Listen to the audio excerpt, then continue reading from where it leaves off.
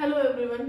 Last time हमने video में पढ़ा था आयनाइजेशन एंथैल्पी के बारे में। आज जो हम पढ़ने वाले हैं, आज हम पढ़ेंगे इलेक्ट्रॉन गेन एंथैल्पी के बारे में। Let's start. Electron gain enthalpy. सबसे पहले हम इसकी डेफिनेशन जान लेते हैं तो हमारे लिए इजी हो जाएगा इसको समझना। So the change in enthalpy that takes place when a gaseous atom gains an extra electron to form monovalent anion, also in gaseous state। समझते हैं इसको? तो अकॉर्डिंग टू दिस डेफिनेशन क्या है electron gain enthalpy? It is the change in enthalpy, जो energy में change आता है, चेंज को ही हम एंथैल्पी बोलते हैं। जो होता है कब? जब एक गैसियस एटम एक एक्स्ट्रा इलेक्ट्रॉन को गेन करता है, बाहर से एक एक्स्ट्रा इलेक्ट्रॉन को वो गेन करता है और फिर वो बन जाता है मोनोवेलेंट एनायन, और वो मोनोवेलेंट एनायन भी गैसियस स्टेट में होगा। So this is known as electron gain enthalpy, right. तो यहां पर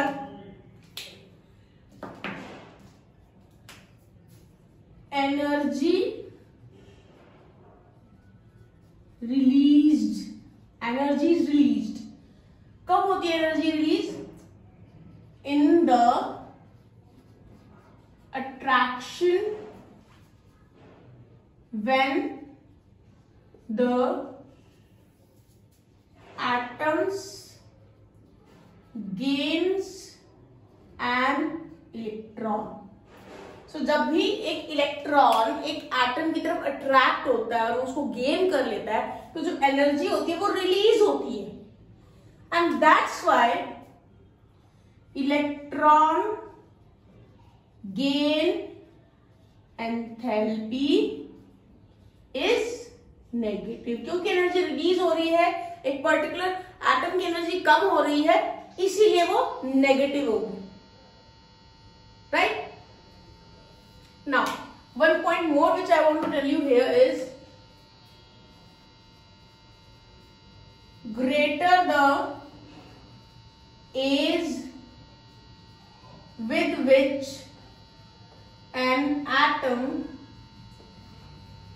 gains electron, more negative is the electron gain enthalpy। तो जितनी ज्यादा इजीली एक एटम गेन करेगा इलेक्ट्रॉन को, उतने ही नेगेटिव इलेक्ट्रॉन गेन एंथैल्पी होगी। तो जितनी ज्यादा टेंडेंसी होगी एक एटम की इलेक्ट्रॉन को गेन करने की, उतनी ही ज्यादा नेगेटिव आपकी इलेक्ट्रॉन गेन एंथैल्पी होगी। यहां पे मैं एक एग्जांपल बताऊंगी। Oxygen atom in gaseous state gains an electron and it is converted into an anion which is also in the gaseous state, and here in this case the electron gain enthalpy is -141 kilojoule mole inverse. तो यहाँ आप देख सकते हैं जो units हमने ionization enthalpy के लिए यूज की थी, सेम वही यूनिट्स यहाँ पर इलेक्ट्रॉन गेन एंथैल्पी की केस में भी यूज होंगी। एक और एग्जांपल दिखाती हूँ मैं आपको। Fluorine atom, it gains an electron and it is converted into fluoride ion which is in the gaseous state, and here in this case electron gain enthalpy is equal to -328 kilojoules mole inverse। तो जो मैंने point अभी discuss किया है उसको prove करने के लिए मैंने ये दो इक्वेशंस लिखी है। मैंने क्या बोला था? Greater the ease with which an an atom gains electron, जितना इजीली एक एटम इलेक्ट्रॉन को गेन करेगा उतनी ही ज्यादा नेगेटिव इलेक्ट्रॉन गेन एंथैल्पी होगी। तो इन दोनों केसेस में ही एक एक इलेक्ट्रॉन ऐड हो रहा है, लेकिन इलेक्ट्रॉन गेन एंथैल्पी फ्लोरीन के केस में ज्यादा है, क्योंकि यहाँ इन दोनों में से फ्लोरीन की टेंडेंसी ज्यादा है इलेक्ट्रॉन को गेन करने की ease compare to oxygen atom. That's why fluorine atom के केस में इलेक्ट्रॉन गेन एंथैल्पी ज्यादा नेगेटिव है। So this was my point. Now एक और चीज मैं बताने वाली हूं, यहाँ पे कुछ ऐसे एटम्स होते हैं जो स्टेबल होते हैं। अगर हम उन स्टेबल एटम्स को इलेक्ट्रॉन गेन कराना चाहते हैं तो वहां उस केस में इलेक्ट्रॉन गेन करने पे एनर्जी रिलीज नहीं होगी, वहां आपको ही एनर्जी देनी पड़ेगी ताकि आप इलेक्ट्रॉन को उसकी ऑर्बिट में, उसकी शेल में, उस एटम में एंटर करा सकें। ऐसा क्यों? क्योंकि वो ऑलरेडी स्टेबल है।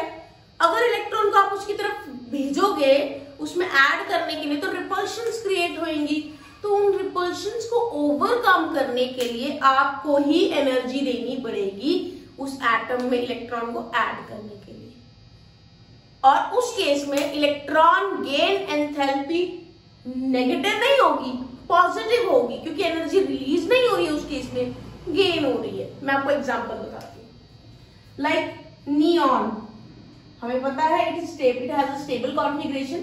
अगर मैं नियॉन एटम के अंदर एक इलेक्ट्रॉन ऐड कराऊं और ये एनायन में कन्वर्ट हो जाए तो इस केस में electron gain enthalpy will be equal to +116 kilo joule mole inverse. तो आप देख सकते हैं यहाँ इस केस में इलेक्ट्रॉन गेन एंथैल्पी पॉजिटिव है, बिकॉज स्टेबल कॉन्फ़िगरेशन है और स्टेबल कॉन्फ़िगरेशन में इलेक्ट्रॉन को ऐड कराने के लिए आपको ही एनर्जी देनी पड़ेगी, इसीलिए पॉजिटिव साइड में। One more thing, if anion is to take up electron, then electron gain enthalpy is positive. अगर आप एक एनायन जो ऑलरेडी नेगेटिवली चार्ज है, उसने एक ऑलरेडी इलेक्ट्रॉन गेन कर लिया है, अगर आप एनायन के अंदर एक इलेक्ट्रॉन और ऐड करना चाहोगे तब भी इलेक्ट्रॉन गेन एंथैल्पी पॉजिटिव होगी। मतलब तब भी उस केस में आपको एनर्जी देनी पड़ेगी। क्यों देनी पड़ेगी? भाई एनायन है, नेगेटिवली चार्ज स्पीशीज है, इलेक्ट्रॉन है वो भी नेगेटिवली चार्ज स्पीशीज है। जब एक नेगेटिवली चार्ज स्पीशीज के तरफ आप दूसरा नेगेटिवली चार्ज स्पीशीज भेजोगे तो रिपल्शंस तो क्रिएट होंगी ही, और उन रिपल्शंस को ओवरकम करने के लिए हमें एनर्जी देनी पड़ती है, फोर्सफुली इस इलेक्ट्रॉन को ऐड करना पड़ता है उसके ऑर्बिट के अंदर। That's why we have to give energy, and electron gain enthalpy in this case is positive.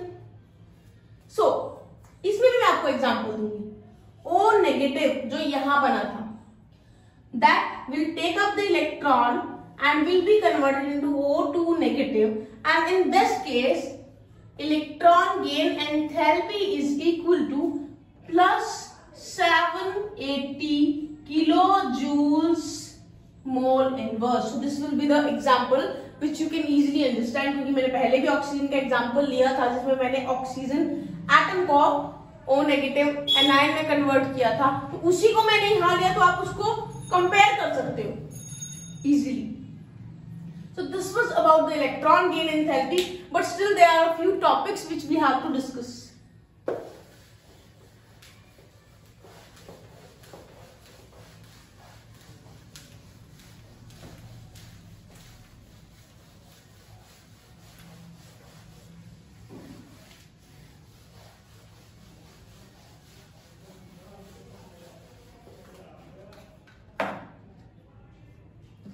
पढ़ेंगे जैसे कि हमने आयनाइजेशन एंथैल्पी में पढ़ा, वैसे ही यहां भी पढ़ेंगे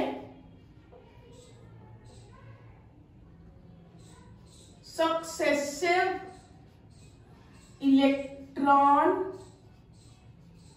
gain enthalpy.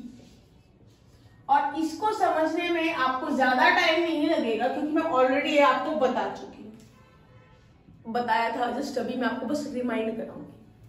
Successive electron gain enthalpy मतलब अगर एक एटम को एक से ज्यादा इलेक्ट्रॉन गेन करना पड़े तो उस केस में एनर्जी की वैल्यू और साइन क्या रहेंगे, मैग्नीट्यूड क्या रहेगा, वो हमें देखना है। जैसे कि मैंने जस्ट आपको एग्जांपल बताया था, उसको मैं फिर से एक बार लिख रही हूं। मान के चलिए ऑक्सीजन एटम है, गैसियस स्टेट में है, ये एक इलेक्ट्रॉन गेन करके O नेगेटिव एनायन बनाता है, वो भी गैसियस स्टेट में। इस केस के अंदर इलेक्ट्रॉन गेन एंथैल्पी आपकी है -141 किलो जूल मोल इनवर्स। अब पहला इलेक्ट्रॉन जब गेन करता है कोई भी एटम, तब माइनस में होगी आपकी electron gain enthalpy, means it in that case electron will be, when electron will be added energy will be released. और ये एटम वो होना चाहिए जो इलेक्ट्रॉन ले सकता है। अगर आपको मैंने पहले भी बताया था, अगर एक एटम जिसकी स्टेबिलिटी है पहले से, उसको इलेक्ट्रॉन दोगे तो आपको एनर्जी देनी पड़ेगी। तो मैं यहाँ पे नॉर्मल केसेस की बात कर रही हूँ, वो थोड़े एक्सेप्शनल केसेस है। तो यहाँ पे oxygen has the tendency to gain electron, so when this oxygen atom gains one electron, in that case energy is released। और ऐसा करने पे हमारे पास आया है एक anion। Now when this anion is to take up one more electron and will be converted into O2 negative, then in this case electron gain enthalpy will be positive 780 kilo joule mole inverse. तो कहने का मतलब ये है, जब आप second electron एक anion जो ऑलरेडी बन चुका है उसमें इलेक्ट्रॉन गेन कराओगे तो सक्सेसिव जो इसकी इलेक्ट्रॉन गेन एंथैल्पी आएगी वो पॉजिटिव आएगी, क्योंकि एनायन में इलेक्ट्रॉन ऐड करने पे आपको एनर्जी देनी पड़ती है। You have to provide the energy. So this was about the successive electron gain enthalpy. अब हम पढ़ने वाले हैं फैक्टर्स जिस पे इलेक्ट्रॉन गेन एंथैल्पी डिपेंड करती है। So let us start. Factors पढ़ेंगे हम।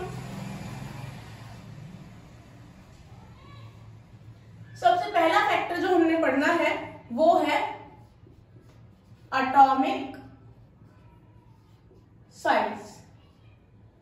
तो अगर आयोनाइजेशन एंथैल्पी के अंदर ये चीज समझ पाए हो गया तो आपको इलेक्ट्रॉन गेन एंथैल्पी में समझने में ज्यादा देर नहीं लगेगी। सो मैं आपको ड्रॉ करके बताती हूं।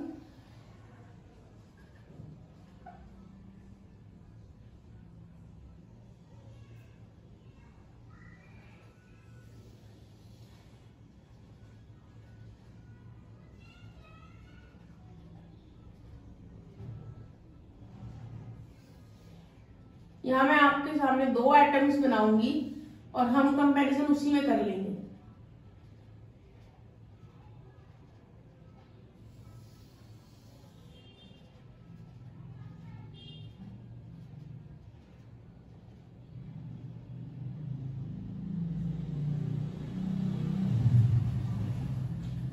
ये दो एटम्स बनाए हैं मैंने आपके सामने। ये छोटे साइज का एटम है, ये बड़े साइज का एटम है, मतलब इसमें नंबर ऑफ शेल्स कम है, इसमें नंबर ऑफ शेल्स ज्यादा है। एक इलेक्ट्रॉन आ रहा है बाहर से इसकी तरफ, एक इलेक्ट्रॉन आ रहा है बाहर से इसकी तरफ। इलेक्ट्रॉन एक पर्टिकुलर एटम में तब ऐड होता है जब उस इलेक्ट्रॉन को न्यूक्लियस से अट्रैक्टिव फोर्सेस मिलते हैं। अब ये साइज का एटम का छोटा है तो इस इलेक्ट्रॉन को सफिशिएंट अट्रैक्टिव फोर्सेस मिलेंगे और ये इजीली ऐड हो जाएगा। इस केस के अंदर क्योंकि इलेक्ट्रॉन इस तरफ आ रहा है और ये न्यूक्लियस और इस इलेक्ट्रॉन के बीच में दूरी है, मतलब न्यूक्लियस के बाहर काफी सारी शेल्स हैं जो कि इस न्यूक्लियस की अट्रैक्शन वहां तक इतनी नहीं जाने दे रहा, तो यहाँ पे जो इलेक्ट्रॉन ऐड होगा it will not be added so easily as compare to the earlier one. This is all about the attraction of the electron towards the nucleus of the atom. और अट्रैक्शन किस पे depend करती है? ये distance पे। Atomic size, atomic radius पे, atomic radius ज्यादा है मतलब साइज ज्यादा छोटा है एटम का, तो इलेक्ट्रॉन इजीली ऐड हो जाएगा, साइज बड़ा है तो इलेक्ट्रॉन इजीली ऐड नहीं होगा।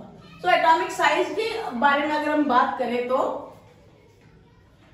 More is the size of an atom, less negative will be the electron gain enthalpy. जितना ज्यादा साइज होगा उतनी ही इलेक्ट्रॉन गेन एंथैल्पी की वैल्यू कम नेगेटिव होगी, और प्रॉपर एडिशन के लिए ज्यादा नेगेटिव होनी चाहिए। तो इस केस के अंदर इलेक्ट्रॉन गेन एंथैल्पी की वैल्यू ज्यादा नेगेटिव रहेगी, इस केस के अंदर कम नेगेटिव रहेगी। मींस इस केस में एनर्जी ज्यादा रिलीज होगी इलेक्ट्रॉन के एडिशन पे, और इस केस में एनर्जी कम रिलीज होगी इलेक्ट्रॉन के एडिशन पे। अब नेक्स्ट हम फैक्टर पढ़ेंगे। नेक्स्ट फैक्टर है हमारा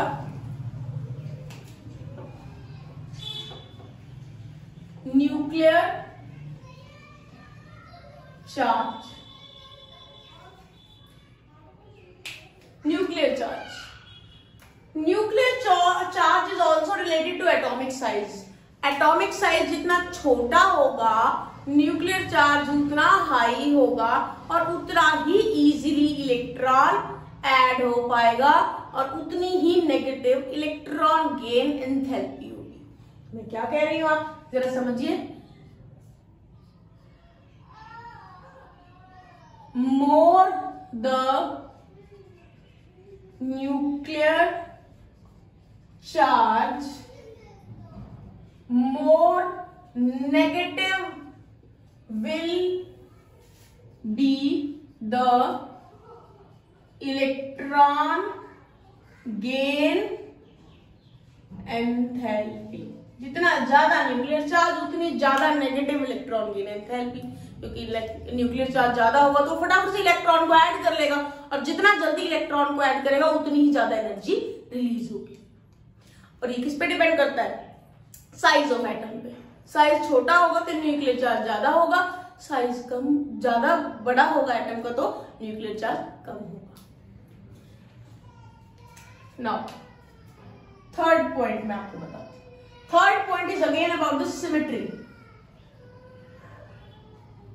इसके बारे में मैं ऑलरेडी बता चुकी हूँ सिमेट्री के बारे में। अगर आप सिमेट्रिकल एटम्स में इलेक्ट्रॉन ऐड करोगे तो electron gain enthalpy less negative होगी। सो इसमें हम लिखेंगे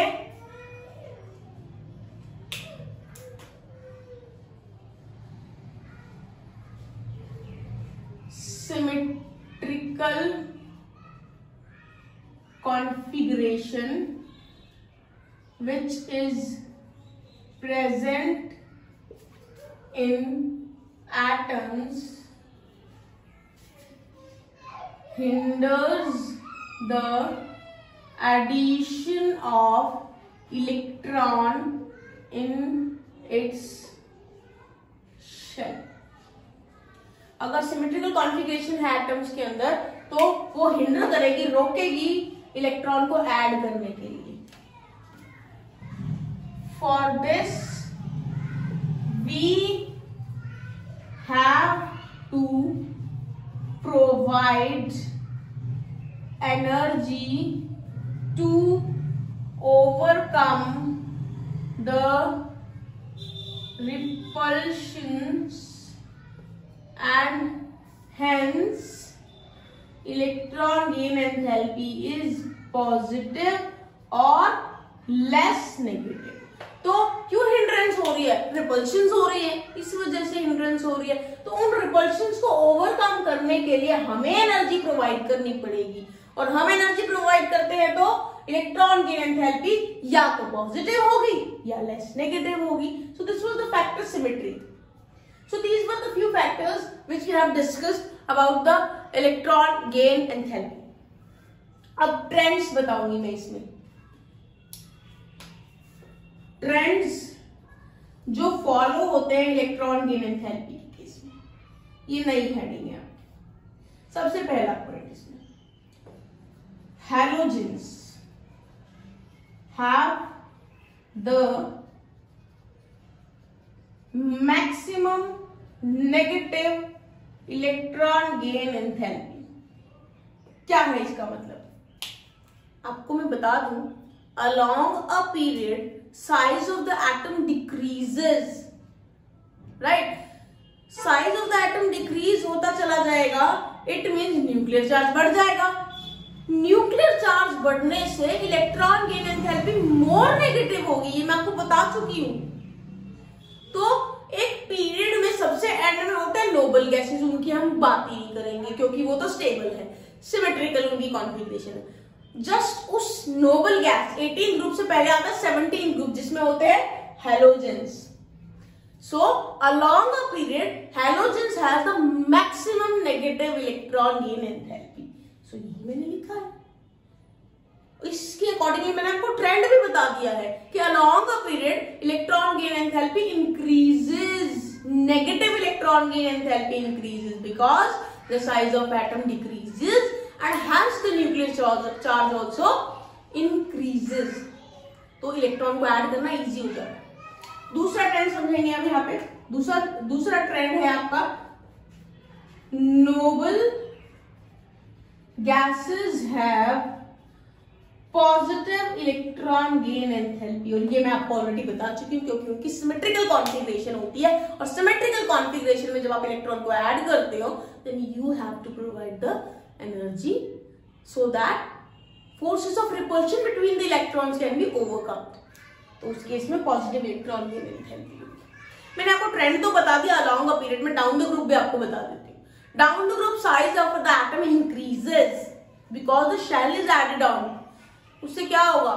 न्यूक्लियर चार्ज डिक्रीज हो जाएगा और electron gain enthalpy will be less negative. So you can check this from the periodic table. So this was all about electron gain enthalpy. अब हम पढ़ेंगे इलेक्ट्रोनेगेटिविटी के बारे में। सो इलेक्ट्रोनेगेटिविटी क्या होती है, पहले उसकी डेफिनेशन देख लेते हैं। It is the tendency to attract the shared pair of electrons towards itself in a bond। तो क्या है इलेक्ट्रोनेगेटिविटी? ये वो टेंडेंसी है, क्या है ये टेंडेंसी है अट्रैक्ट करने की शेयर्ड पेयर ऑफ इलेक्ट्रॉन्स को अपनी तरफ एक बॉन्ड में। एग्जाम्पल बताऊं, HCl, इनके बीच में एक शेयर्ड पेयर ऑफ इलेक्ट्रॉन होता है। ये होता है लेस इलेक्ट्रोनेगेटिव या इलेक्ट्रो पॉजिटिव। मैं एक जनरल एग्जांपल लेती हूं, मान के चलिए A है और ये B है। पहले जो लिखते हैं एटम वो इलेक्ट्रो पॉजिटिव होता है या लेस इलेक्ट्रोनेगेटिव होता है, और ये एटम होता है मोर इलेक्ट्रो नेगेटिव।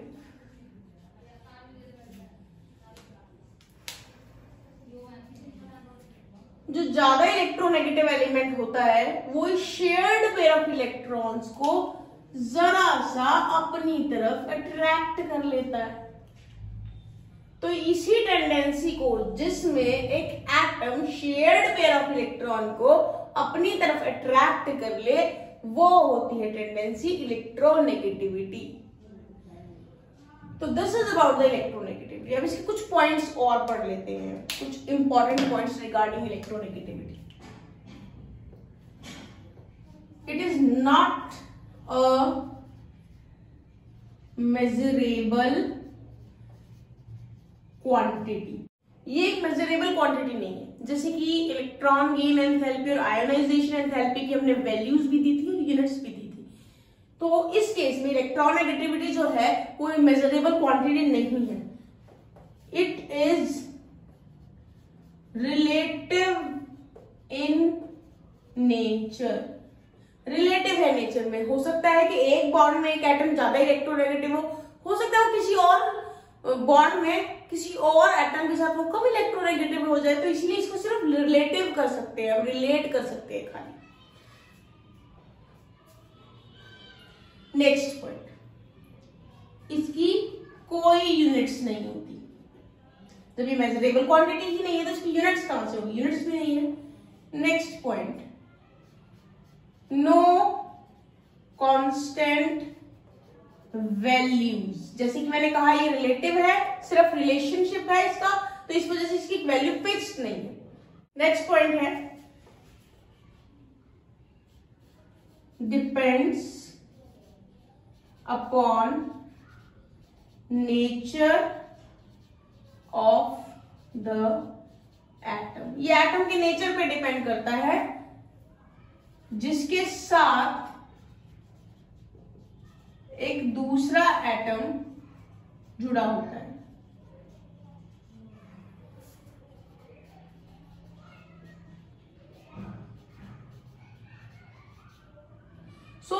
ये नेचर पे डिपेंड करता है कि एक पर्टिकुलर एटम किस दूसरे एटम से जुड़ा है, वो कम इलेक्ट्रोनेगेटिव है, ज्यादा इलेक्ट्रोनेगेटिव है, इस चीज पे ये डिपेंड करता है। ये सिर्फ एटम के नेचर पे डिपेंड करेगा। अब ट्रेंड बताऊं तो it increases along a period and decreases down the group। तो ये जो है पीरियड के अलाउंग इंक्रीज होता है, क्योंकि अलोंग पीरियड साइज एटम का डिक्रीज होता है, तो उसमें शेयर्ड पेयर ऑफ इलेक्ट्रॉन को अपनी तरफ अट्रैक्ट करने की टेंडेंसी बढ़ जाती है। It is similar two electron gain enthalpy. उसमें इलेक्ट्रॉन कंप्लीटली गेन हो जाता है, यहाँ पे सिर्फ वो अपनी तरफ थोड़ा सा खिसका लेता है, इलेक्ट्रॉन को थोड़ा सा अट्रैक्ट कर लेता है। तो ट्रेंड्स वैसे ही फॉलो होंगे जो इलेक्ट्रॉन गेन एंथैल्पी में फॉलो हुए थे। तो down the period size of the atom increases, down the group जो होता है एटम का साइज बढ़ता चला जाता है, जिसके कारण से न्यूक्लियर चार्ज डिक्रीज हो जाता है और इलेक्ट्रोनेगेटिविटी डाउन द ग्रुप भी डिक्रीज हो जाती है। एक और रिलेशन मैं आपको यहाँ पे बताने वाली हूँ जो आपको और अच्छे से क्लियर कर देगा, सभी चीजों में आपको रिलेट कर पाओगे इलेक्ट्रोनेगेटिविटी को। एटॉमिक साइज, एटॉमिक साइज से ये इनवर्सली प्रोपोर्शनल है।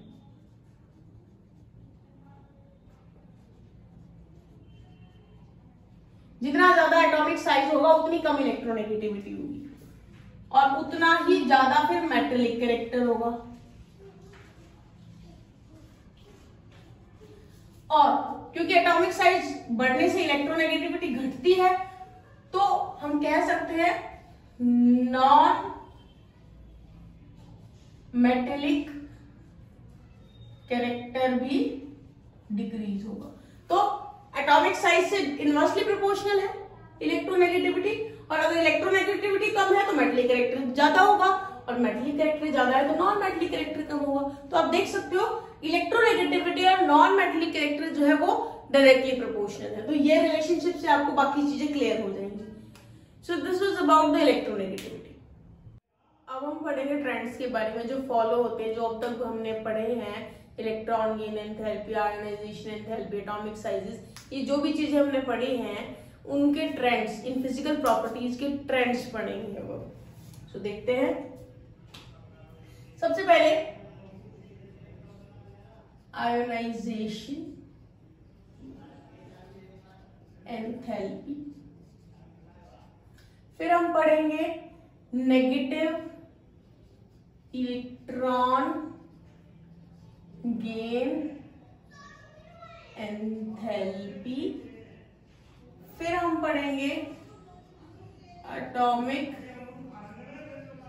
Radius, then electro negativity.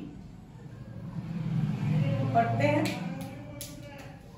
Along period ionization enthalpy होगी इंक्रीज। क्यों, हम डिस्कस कर चुके हैं। अलोंग अ पीरियड ये नेगेटिव इलेक्ट्रॉन गेन एंथैल्पी होगी इंक्रीज, ये भी हम पढ़ चुके हैं। Along a period atomic radius होगा डिक्रीज, इलेक्ट्रोनेगेटिविटी होगी इंक्रीज।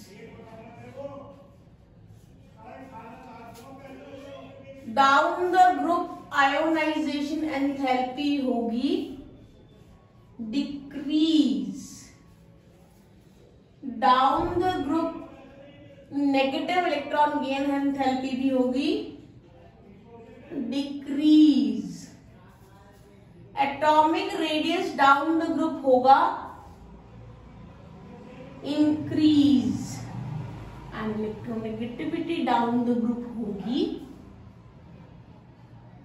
डिक्रीज। ये सारी चीजें हम ऑलरेडी डिस्कस कर चुके हैं। अब हम बात करते हैं मेटेलिक कैरेक्टर की। Metallic character, metallic character down the group होगा इंक्रीज एंड ये जो डाउन द ग्रुप इंक्रीज हो रही है चीजें, अलोंग अ पीरियड वो डिक्रीज होती है। Accordingly non metallic character down the group, non metallic character होगा डिक्रीज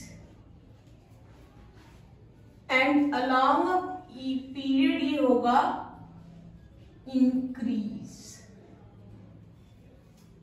ऐसे लेफ्ट से राइट में जाएंगे ना तो नॉन मेटेलिक कैरेक्टर इंक्रीज होगा। अगर हम ऐसे जाते हैं इस तरीके से तो मेटेलिक कैरेक्टर और नॉन मेटेलिक कैरेक्टर के साथ क्या होगा, ये होगा डिक्रीज और ये होगा increase. So these were the trends which are followed for these physical properties in our periodic table. So आप इससे पूरा रिवाइज कर सकते हो जो भी हमने फिजिकल प्रॉपर्टीज की डिटेल्स पढ़ी है। अब इसके बाद हम करेंगे एक और प्रॉपर्टी जिससे हम पढ़ने वाले हैं फिजिकल प्रॉपर्टी वैलेंसी और valence. Let us start now. हमें पढ़ना है वैलेंसी और जिसको हम वैलेंस भी बोलते हैं। तो सबसे पहले हम इसकी डेफिनेशन करेंगे। It is the combining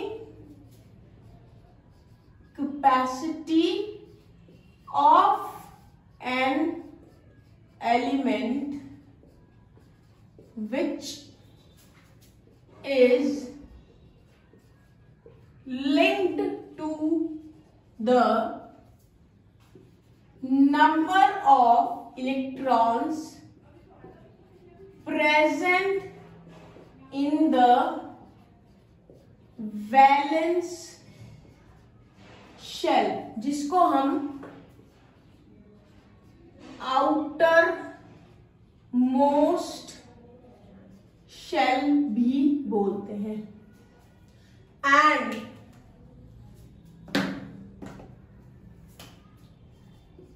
electrons in the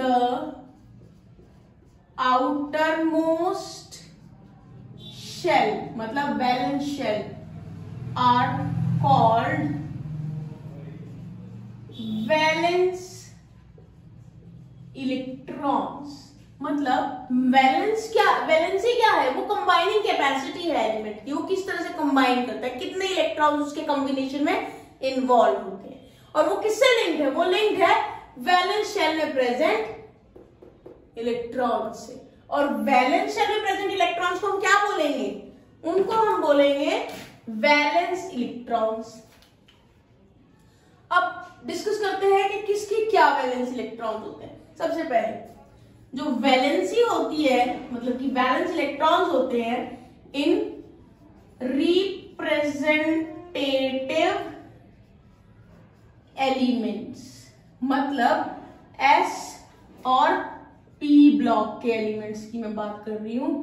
क्या होती है ये वैलेंसी? इस केस में इक्वल जो होती है is equal to the number of valence electrons और 8 माइनस वैलेंस इलेक्ट्रॉन्स। तो ये चीज तो आपने 10th में पढ़ी है कि वैलेंसी कैसे निकलती है, या तो वैलेंसी होती है आउटर मोस्ट शेल में प्रेजेंट इलेक्ट्रॉन्स या 8 माइनस वैलेंस इलेक्ट्रॉन्स,